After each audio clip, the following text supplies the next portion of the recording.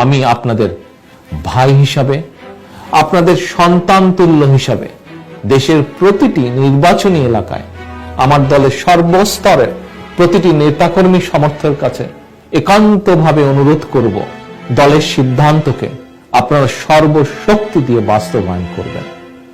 আপনারা ঐক্যবদ্ধ থাকলে ভোট ডাকাতির সকল ষড়যন্ত্র মোকাবেলা করে জনগণকে সঙ্গে নিয়ে এবার আমাদের বিজয় ইনশাল্লাহ হবেই।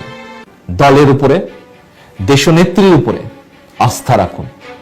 আমি কথা দিচ্ছি, দেশে গণতান্ত্রিক সরকার প্রতিষ্ঠিত হলে অবশ্যই রাজনৈতিকভাবে আপনাদের প্রত্যেকের ত্যাগ, তিতিক্ষা, যোগ্যতার সর্বোচ্চ মূল্যায়ন করার সর্বোচ্চ চেষ্টা করা হবে।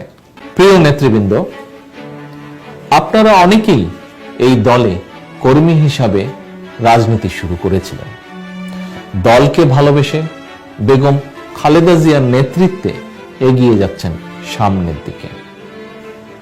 আমার দলের লক্ষ লক্ষ নেতাকর্মী সমর্থক আজ দেশনেত্রীকে শুধু নেত্রীর আসনেই নয়, বরং তাকে মায়ের আসনে অধিষ্ঠিত করেছেন। শুধু আমার দলের নেতাকর্মীরাই নয়, দেশের কোটি কোটি গণতন্ত্রকামী মানুষের কাছেও দেশনেত্রী এখন মায়ের মর্যাদায়। সেই মা জনগণের ভোটে একটি গণতান্ত্রিক সরকার প্রতিষ্ঠার জন্য বছরের পর বছর ধরে আপনাদের সঙ্গে রাজপথের সংগ্রামে ছিলেন।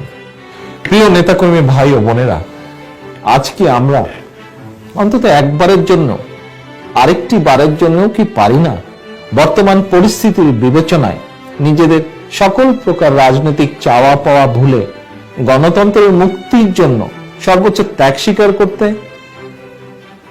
আমার তৃণমূলের প্রিয় ভাই বোনেরা, আমরা কি অন্তত একবারের জন্য, আর একটি বারের জন্যও কি পারি না শুধুমাত্র আগামী কয়েকদিনের জন্য নিজেদের চাওয়া পাওয়া ভুলে এর ঊর্ধ্বে উঠে দেশের জনগণের জন্য, গণতন্ত্রের জন্য আসন্ন নির্বাচনে বিএনপির মনোনীত প্রার্থীবৃন্দ, আপনারা তো এ দলেরই নেতা, এ দলেরই কর্মী, এই দলেই আপনারা বহু মানুষ, বহু নেতাকর্মী বড় হয়েছেন।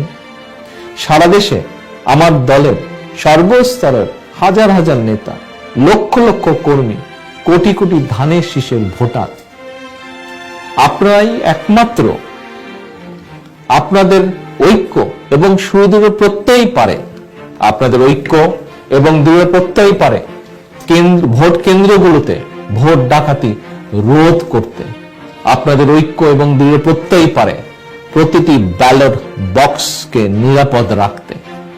প্রিয় নেতাকর্মী ভাই ও বোনেরা এবং প্রার্থীবৃন্দ, আবারও আমি বলতে চাই, এবারের নির্বাচনে পাওয়া না পাওয়ার দ্বন্দ্বে যদি আমরা জড়িয়ে পড়ি, আমরা যদি বিবাদ বিরোধে জড়িয়ে পড়ি, গণতন্ত্রের মুক্তির স্বার্থে ঐক্যবদ্ধ না থাকতে পারি, তাহলে ক্ষমতাসীন অপশক্তি আবারও গায়েবী মামলা কিংবা আদালতের রায়ের অজুহাত দেখিয়ে অত্যাচার নির্যাতনের মাত্রা বহু গুণ বাড়িয়ে দিবে।